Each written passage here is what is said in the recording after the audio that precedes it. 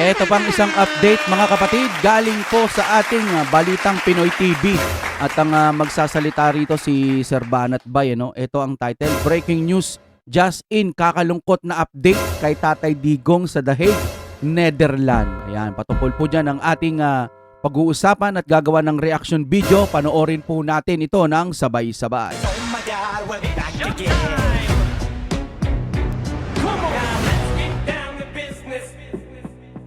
Napakalungkot pero kailangan natin panoorin itong mga ganito dahil dito kasi natin malalaman kung lalaban tayo ng lalaban lalo.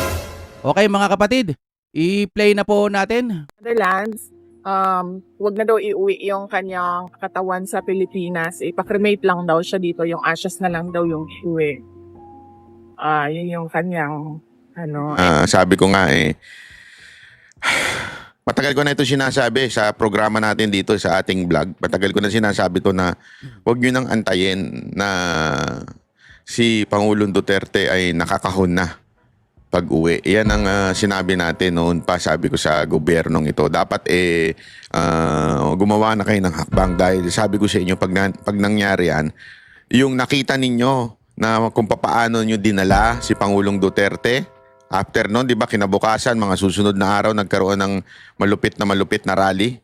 This time, maniwala ho kayo sa akin. Baka doble, triple nung rallying nakita ninyo. Pag si Pangulong Duterte ay umuwi dito na nakahon o kaya nakajar. Alam mo, totoo naman yon. Kasi nung ginawa nila kay Tatay Digong yon, talagang bumuhos po yung damdamin ng mga Pilipino. Sa ginawa po nila sa Tatay Digong, marami pa, may mga umiiyak pa nga, hindi talaga nila nakakayanan yung ginawa. Kasi itong ating Tatay Digong, sa madaling salita, talagang may naitulong po sa ating gobyerno.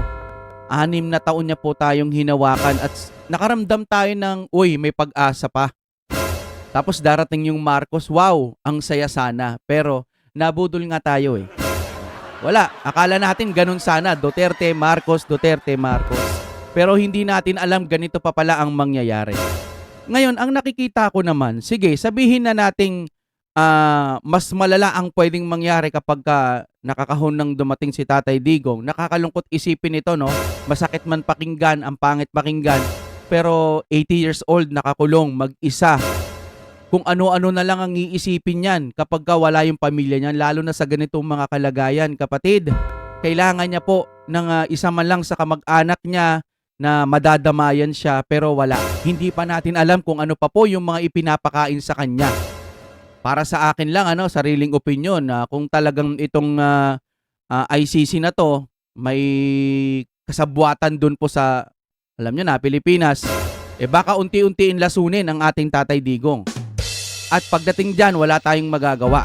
At eto pa ang naiisip ko, oo, nag-rally tayo. Nag-rally. Maraming rally. Talagang sobrang ingay ng mga sumusuporta po sa Tatay Digong. Sinasabi nga ni Torre, konti lang daw Pero, tignan nyo mga kapatid. Kahit gaano kaingay, wala pa rin nangyari. Ngayon, sabi nga ni Sir Banat Bay, huwag nyo nang hintayin. Pero, sige, wag na nating hintayin. Kumbaga, kailangan kumilos na ang gobyerno. Ngayon, sino ang kikilos? Sa ombudsman, gustong maupo ni Boying Rimulya. At kung umahawak, di sana ngayon yung Supreme Court sana natin gumagalaw na, i-request ko, ganito. Hindi ko sinasabing may kasalanan ang Supreme Court. Ayon lang ito sa pagkakaintindi ko. Labag yan sa konstitusyon. Di ba may mga ganun-ganon? Naririnig tayo pero wala. Still, nandoon pa rin si Tatay Digong. Sino ang aaksyon? Sinasabi ni Sir Banat Bay, huwag nyo nang hintayin. Ngayon, kung hindi hihintayin, gagawa ng aksyon, sino ang aaksyon? Si Madam Amy. Ginawa niya na Pero may nangyari ba? Wala pa rin. Yun po yung pinaka nakakainis at masakit na katotohanan na mukhang wala talagang nagagawa itong gobyerno na to para pabalikin si Tatay Digong. Kung sila man ang wala, obvious naman Sa aking pananaw, may kinalaman ng Pangulo, may kinalaman lahat po ng mga nakaupong may ayaw sa Duterte. So sino pa? Sino pa sa gobyernong ito ang gagawa ng paraan para mapabalik po si Tatay Digong? yung mga senator natin ngayon, inaabangan ko rin kung ano ang pwede nilang magawa patungkol po dito bukod kay Madam Amy. Palike po sa ating video mga kapatid. Maraming salamat. Comment na rin po kayo dyan. Subukan nating pusuan lahat kahit good or bad, no? Magandang araw po sa inyo lahat. Ako po si Banat Bay. Ito na nga pag-usapan natin ng mga maiinit na issues sa lipunan. Nako, isa na ho itong kaso na naman ni Ontiveros. Ewan ko sa iyo, Ontiveros, dami mong alam. Dapat kantahan ka ng dami mong alam. Tapos ito pang issue, nako, ito naman nakakamalungkot na issue. Itong issue patungkol po kay Pangulong Duterte, yung kanyang huling habilin. Nako, ay nako. Anyway, ako nalulungkot ho dyan sa issue na yan at talaga namang sabi ko nga matagal ko na ito sinasabi sa programa natin dito sa ating vlog. Matagal ko na sinasabi to na huwag nyo nang antayin na si Pangulong Duterte ay nakakahon na pag-uwi. Iyan ang sinabi natin noon pa, sabi ko sa gobyernong ito. Dapat gumawa na kayo ng hakbang dahil sabi ko sa inyo pag nangyari yan, yun nga iniisip nga rin po namin, Sir Banat Bay.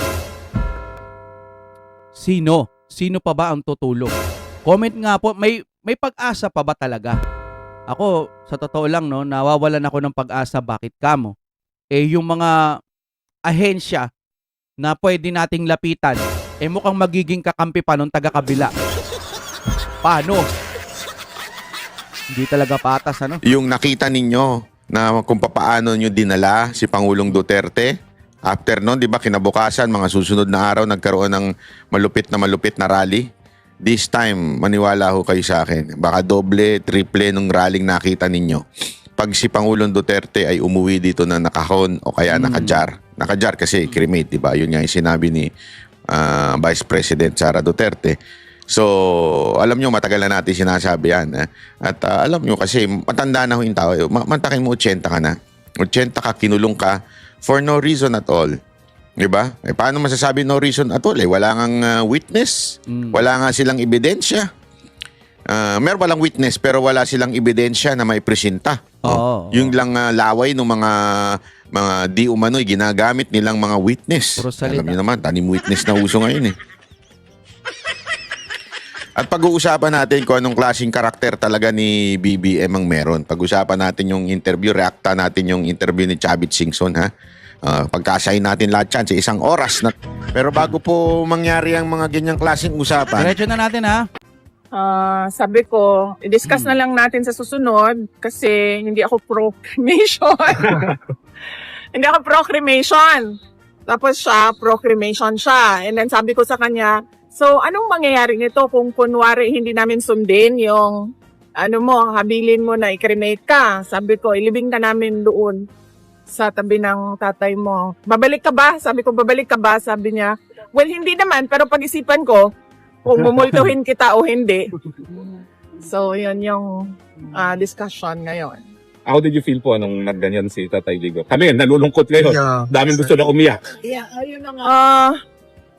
Well, natural din naman na siguro yun sa 8 years old, no? Na mag-isip. actually, alam nyo, tama yan sa mga matatanda. Ako nga, naiisip ko yan minsan Hindi, totoo po kasi alam nyo, that's the truth in life. Sa buhay naman talaga.